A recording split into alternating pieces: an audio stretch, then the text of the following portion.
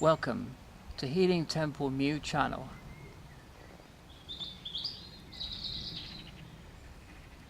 Well, what's all this about, you may be asking? 4 stones and a stick. I want to talk about the mind-body connection or continuum. These 2 stones represent the classical, traditional view of the body and mind being separate. Here's mind, here's body, separate thing. So if you've got something wrong with the body, you go along to your doctor, and the doctor looks at your body as a collection of millions and millions of biochemical reactions, some of which have gone wrong, have gone awry for some reason. So usually you look at the symptoms and you treat the symptoms of the body.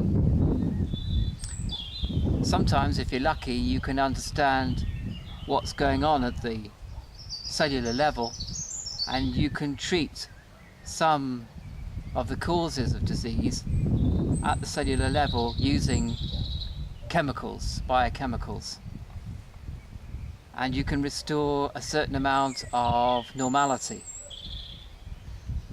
If you've got something wrong with your mind, you go along to a psychologist or psychotherapist, and they give you cognitive behaviorism or talking therapy, because if you've got something wrong with your mind, it's got nothing to do with the body.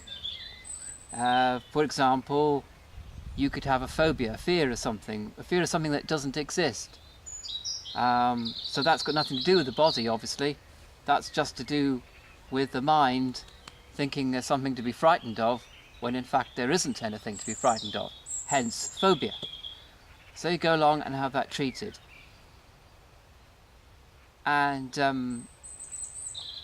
it used to be until really, I suppose, the 1950s that psychotherapy, psychoanalysis, you know, all the post-Freudians, Erikson, Alder, and then all going up to the humanists like Maslow, you know, the mind was separate from the body. The mind to do with mental issues to do with the mind, and the body different. Now these people here, ones that consider the body to be of a prime focus, they also have now a belief that everything that in the mind is really just a biochemical dysfunction. So basically you don't have to bother going to psychotherapists and psychoanalysts and all that, because all you do is take a drug which restores the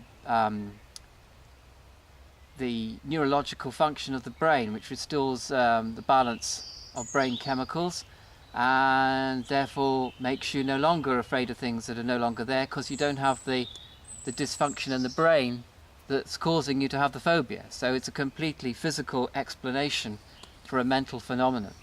And the brain is a huge biochemical computer, and the mind is not separate from the brain. Brain is all there is. Brain, matter, biological processes. This actually brings us on to the second emerging model, which is symbolized by these 2 stones here and this little twig here. This is the mind, this is the body, and this twig represents the continuum between the mind and the body. And this works both ways, if you like, because things that happen in the body can cause disturbances in the mind. And if we extend that a little bit further, things that happen in the environment, this is the environment here, act on the body, which then acts on the mind.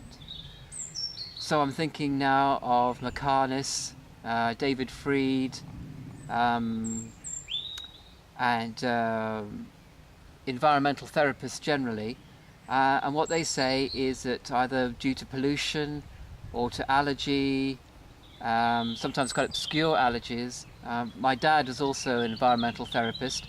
So, for example, he found that one of his patients, whenever she ate any green leaves, like cabbage, her mind was affected. I mean, she went completely off the rails. She went completely insane. And nobody could do anything for her. These psychotherapists here could do nothing for her. Even the brain chemical people could not do nothing for her.